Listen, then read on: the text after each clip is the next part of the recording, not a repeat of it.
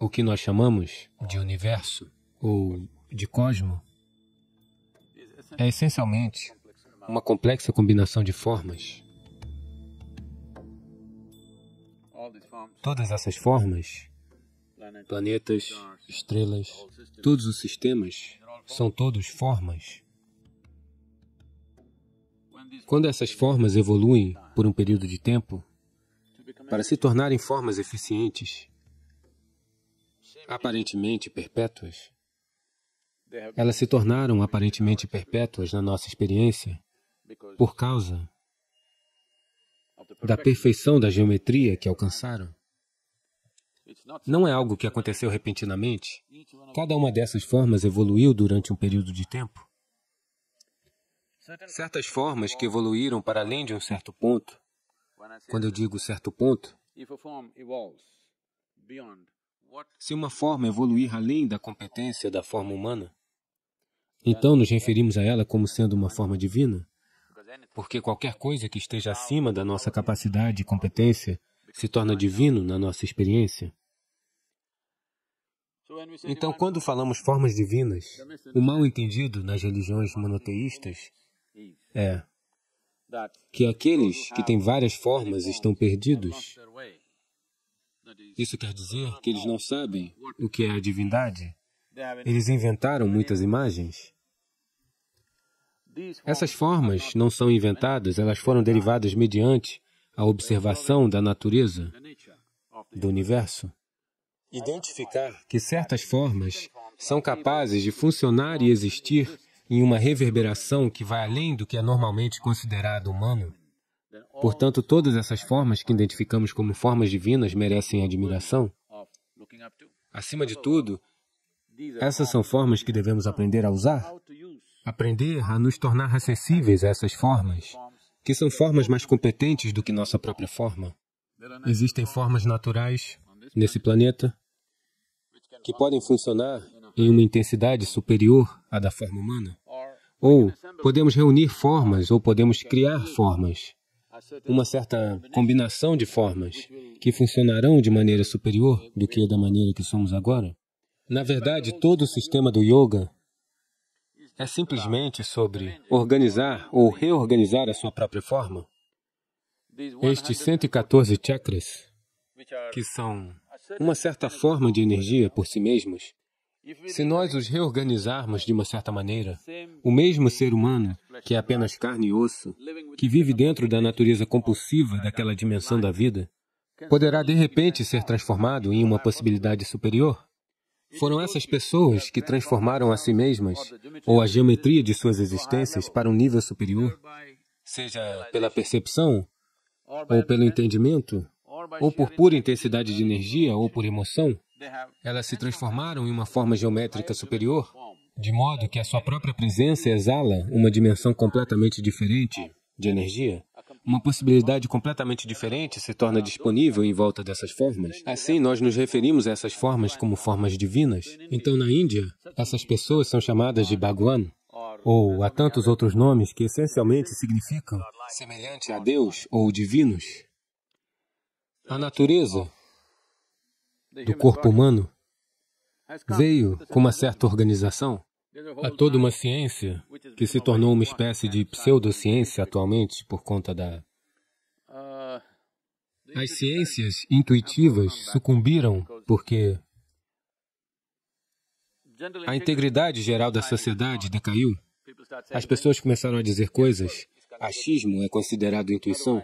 Do contrário, sempre que uma criança nascia, normalmente na Índia, eles costumavam chamar uma pessoa intuitiva que viria e observaria a geometria do corpo da criança e diria: isso é o que é possível na vida desta criança. Não na observação das estrelas, mas simplesmente observando a geometria do corpo da criança, a geometria energética do corpo da criança. Provavelmente a maioria de vocês já ouviu falar sobre como uma certa pessoa previu o futuro de Gautama, o Buda. Ela disse que ele se tornaria um grande imperador, um grande santo. Então, para as mentes lógicas, isto pode soar como: Ah, qual é? É isso ou aquilo?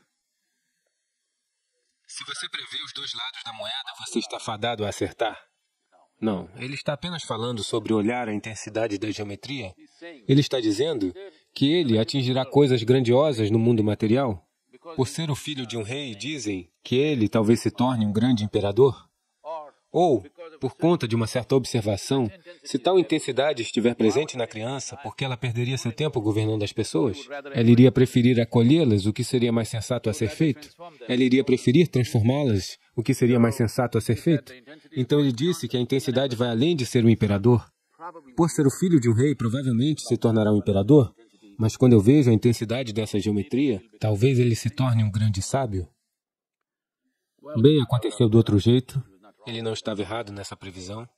Se ele tivesse recuado em sua vida por algum motivo, talvez ele tivesse se tornado um grande imperador, um conquistador.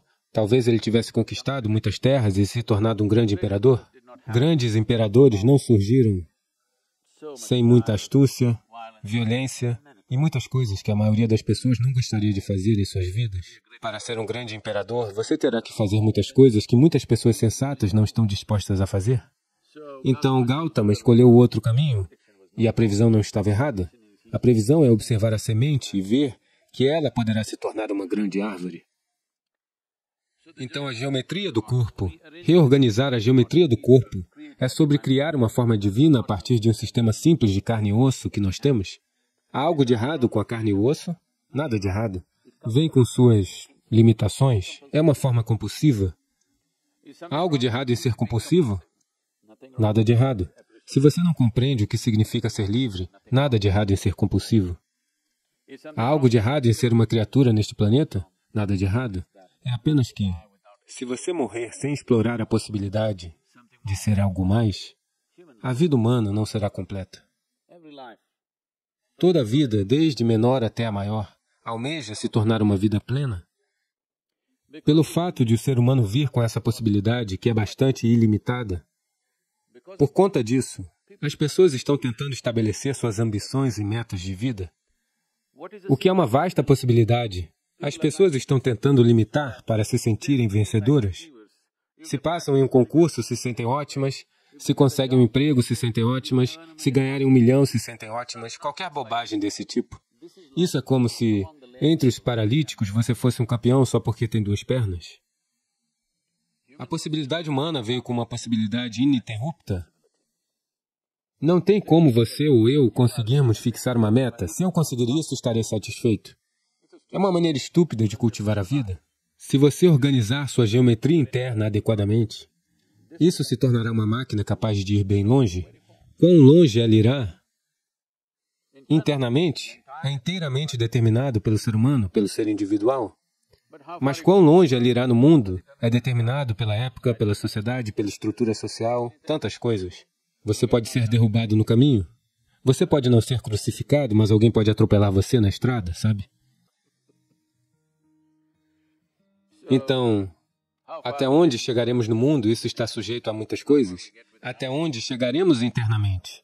Isso é apenas uma questão de organização da geometria, entendimento, percepção, compreensão e a competência de ser capaz de organizar isso. Todo o sistema yógico, começando pela etapa física dos asanas até todo o resto, é essencialmente para reorganizar ou reengenhar nossa geometria de tal forma que comece a funcionar de uma maneira que você não imaginava ser possível até então, para viver sua vida além de suas ambições.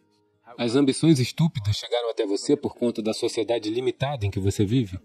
Baseado nisso, se você estiver um passinho à frente do seu vizinho, suas ambições foram alcançadas? Não, não, não.